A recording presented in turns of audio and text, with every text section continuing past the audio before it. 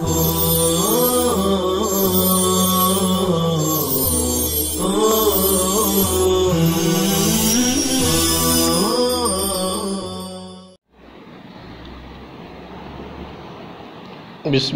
الرحمن الرحیم الحمدللہ رب العالمین والصلاة والسلام علی سید الانبیاء والمرسلین وعلی آلہ واصحابہ اجمعین۔ السلام علیکم ورحمۃ اللہ وبرکاتہ۔ عزیز طلبہ، آج ہم درس نمبر 73 کا آغاز کر رہے ہیں۔ گزشتہ درس میں آپ لوگوں کو بتلایا گیا تھا کہ مجاز ہی کا دوسرا نام استعارہ ہے۔ لفظ جس معنی کے لیے بنایا گیا ہو اور اس معنی میں استعمال نہ ہو تو اس کو مجاز بھی کہتے ہیں اور استعارہ بھی کہتے ہیں۔ عزیز طلبہ، پھر آپ کو یہ بھی بتلایا گیا تھا کہ لفظ معنی حقیقی کو چھوڑ کر معنی مجازی میں استعمال ہو تو دونوں کے درمیان کوئی علاقہ، مناسبت، اتصال اور قرینہ ہوتا ہے۔ تو اسی قرینے، مناسبت اور علاقے کی دو قسمیں ہیں۔ نمبر 1، معنی حقیقی اور معنی مجازی کے درمیان مشابہت کا علاقہ ہو، اتصال ہو، تو اس کو اتصال معنوی کہتے ہیں۔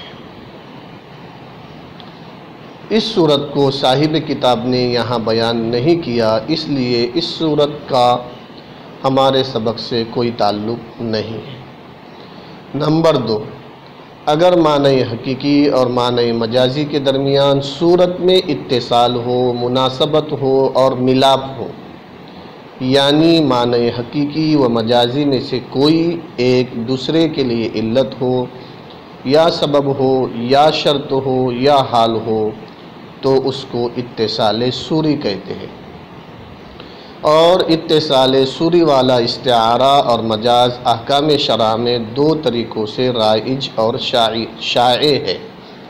نمبر 1، علت و معلول کے درمیان استعارہ و مجاز۔ نمبر 2، سبب اور مسبب یعنی حکم کے درمیان استعارہ اور مجاز۔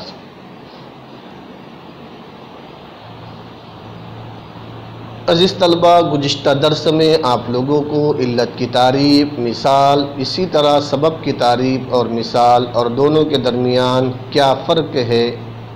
بتلا دیا گیا ہے۔ آج کے درس میں احکام شرع میں جاری ہونے والے مجاز و استعارہ کے دونوں طریقوں کا اصول اور ان کی مثالیں سمجھانے کی کوشش کریں گے۔ آئیے دیکھیے اسکرین پر مصنف رحمہ اللہ کی عبارت: فَالْأَوَّلُ مِنْهُمَا يُوجِبُ صِحَّةَ الِاسْتِعَارَةِ مِنَ الطَّرْفَيْنِ وَالثَّانِي يُوجِبُ صِحَّتَهَا مِنْ أَحَدِ الطَّرْفَيْنِ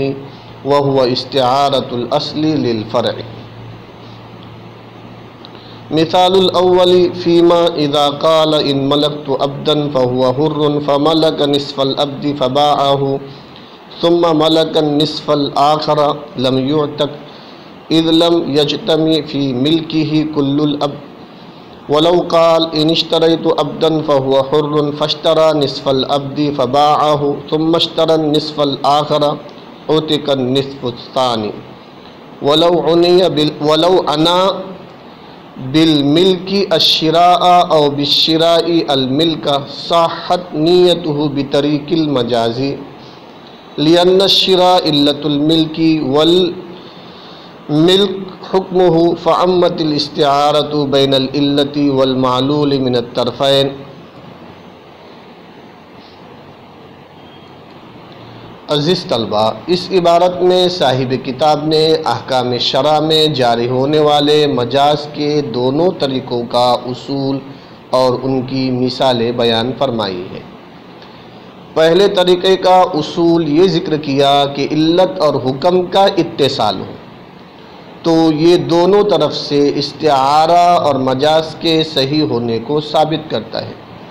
صحیح ثابت کرنے کا مطلب یہ ہے کہ حکم بول کر علت مراد لینا بھی صحیح اور علت بول کر حکم معلول مراد لینا بھی صحیح ہے۔ اس کی کیا دلیل ہے؟ یہ دلیل سننے سے پہلے آپ اصولی بات ذہن میں رکھیں کہ اصل بول کر مجازن فرع مراد لینا صحیح ہے، لیکن فرع بول کر اصل مراد لینا صحیح نہیں ہے۔ عزیز طلبہ، اب دلیل سنیے کہ علت اور حکم کا علاقہ ہو، علت اور حکم کا اتصال ہو، علت اور حکم کے درمیان مناسبت ہو تو دونوں طرف سے مجاز اور استعارہ اس لیے صحیح ہوتا ہے کہ علت اور حکم میں ہر ایک دوسرے کے لیے اصل اور محتاج الیہ ہوتا ہے، لہذا ایک بول کر دوسرا مراد لینا صحیح ہے۔ علت حکم کے لیے اصل اس طرح ہے کہ ہر حکم کے لیے کوئی نہ کوئی علت ہوتی ہے، اور حکم اپنے ثابت ہونے میں علت کا محتاج ہوتا ہے، تو علت محتاج الیہ اور اصل ہوئی، لہذا علت بول کر حکم مراد لینا صحیح ہے۔ اور حکم علت کے لیے اصل اس طرح ہے کہ علت بنفسہا مشروع نہیں ہوئی بلکہ حکم کے لیے مشروع ہوئی ہے، تو علت اپنی غرض میں حکم کے تابع ہوئی اور حکم متبوع اور اصل ہوا، لہذا حکم بول کر علت مراد لینا بھی صحیح ہے۔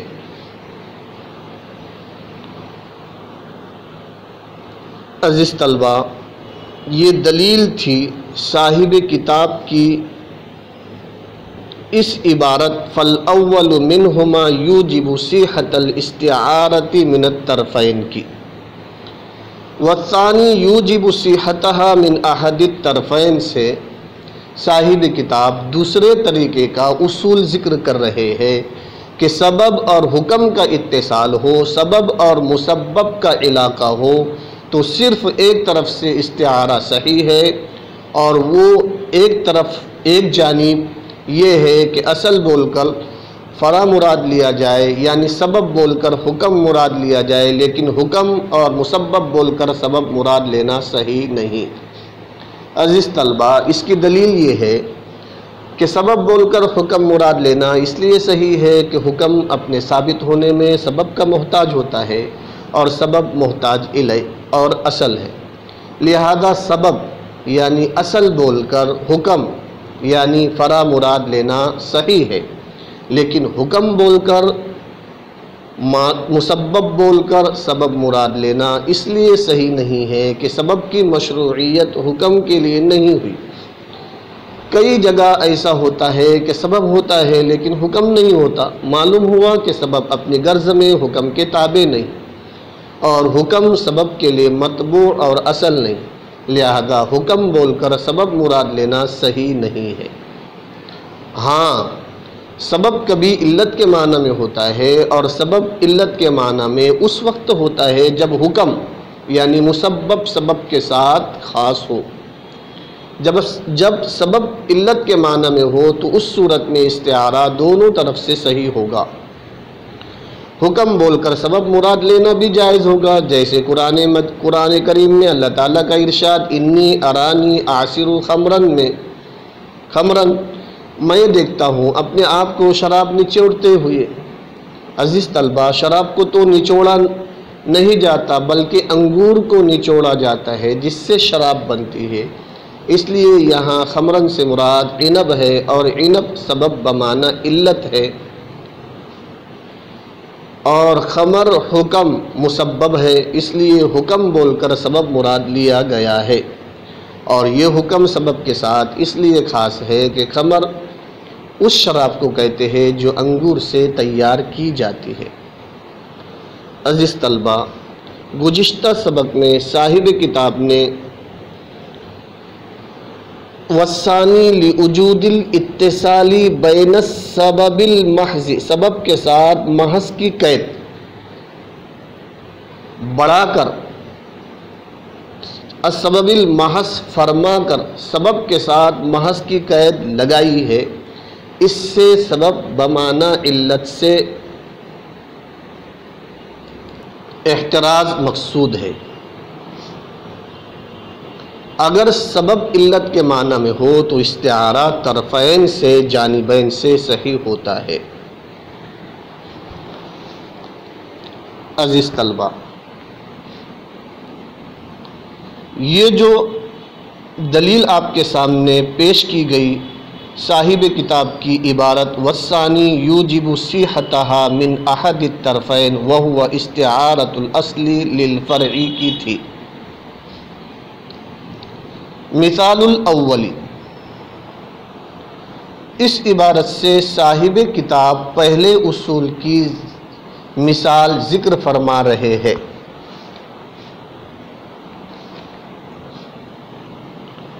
پہلا اصول علت و حکم کے درمیان استعارہ، علت و حکم کے درمیان استعارہ کی مثال، مثلا غلام وغیرہ کا خریدنا مالک ہونے کی علت ہے اور مالک ہونا معلول ہے۔ اگر کوئی آدمی کہے ان ملکت عبدا فہو حر، اگر میں غلام کا مالک ہوا تو وہ آزاد ہے، اور وہ آدھے غلام کا مالک ہو گیا، اس طرح کہ اس کو کسی نے آدھا غلام ہبہ کر دیا۔ یہ آدھا غلام تو عزیز طلبہ آزاد نہیں ہوگا، اس لیے کہ وہ پورے غلام کا مالک نہیں ہوا، اور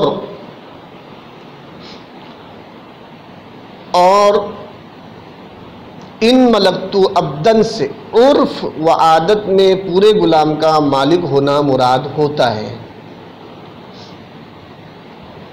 کہنے والے نے آدھے غلام کو آگے بیچ دیا،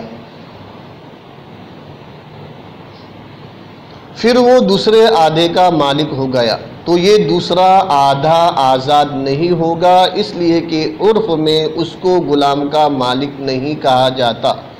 پورے غلام کا مالک ہوتا تو یہ عرف میں مالک کہلاتا اور اس کا غلام آزاد ہوتا، لیکن پورا غلام اس کی ملکیت میں جمع نہیں ہوا، اس لیے دوسرا آدھا غلام آزاد نہیں ہوگا۔ اور اگر کہنے والا یوں کہتا ہے ان اشتریت عبدا فہو حر، اگر میں غلام کو خریدوں تو وہ آزاد ہے، اس نے آدھے غلام کو خریدا تو یہ آدھا آزاد نہیں ہوگا، اس لیے کہ پورے غلام کا خریدنا نہیں پایا گیا۔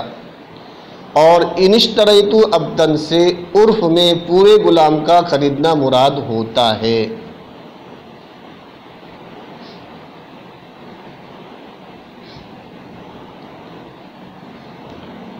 اس کہنے والے نے یہ آدھا غلام بیچ دیا، پھر اس نے دوسرے آدھے کو خریدا، تو یہ دوسرا آدھا آزاد ہو جائے گا، اس لیے کہ پورے غلام کا خریدنا پایا گیا، اگرچہ متفرق طور پر ہی صحیح، لہذا اس کے پاس جو آدھا غلام ہے وہ آزاد ہو جائے گا۔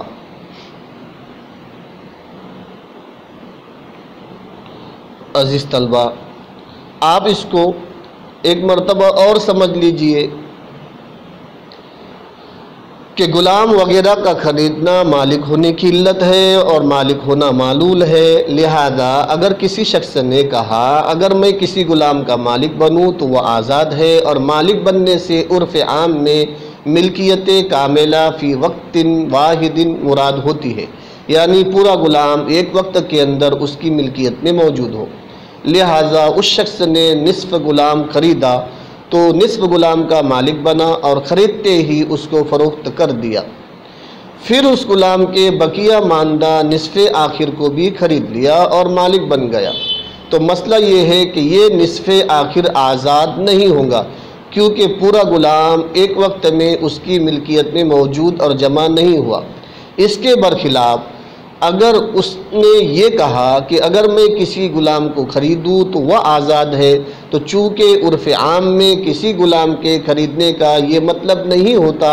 کہ پورا غلام اس کی ملکیت میں ایک ساتھ موجود ہو، بلکہ مطلب یہ ہوتا ہے کہ پورے غلام کو اس نے خرید لیا ہو،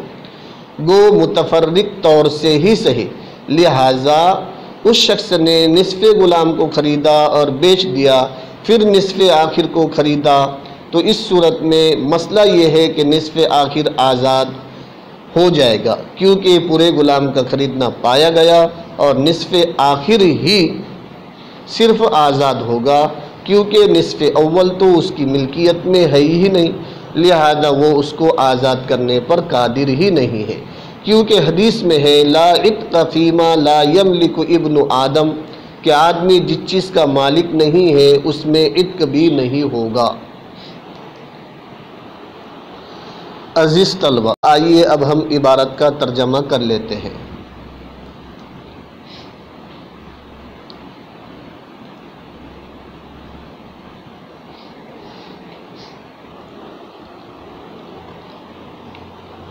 فَالْأَوَّلُ، چنانچہ ان دو طریقوں میں سے پہلا طریقہ استعارہ کے صحیح ہونے کو ثابت کرتا ہے دونوں طرف سے، والثانی یوجب صحتها، اور دوسرا طریقہ استعارہ کے صحیح ہونے کو ثابت کرتا ہے من احد الطرفین، ایک طرف سے، وہو استعارۃ الاصل للفرع، اور وہ ایک طرف اصل کا استعارہ ہے فرع کے لیے۔ مثال الاول، پہلے طریقے کی مثال اس قول میں ہے کہ جب کوئی آدمی کہے ان ملکت عبدا فہو حر، اگر میں غلام کا مالک ہوا تو وہ آزاد ہے، فملک نصف العبد، چنانچہ وہ آدھے غلام کا مالک ہو گیا، فباعہ، اور اس نے اس کو بیچ ڈالا، ثم ملک نصف الآخر،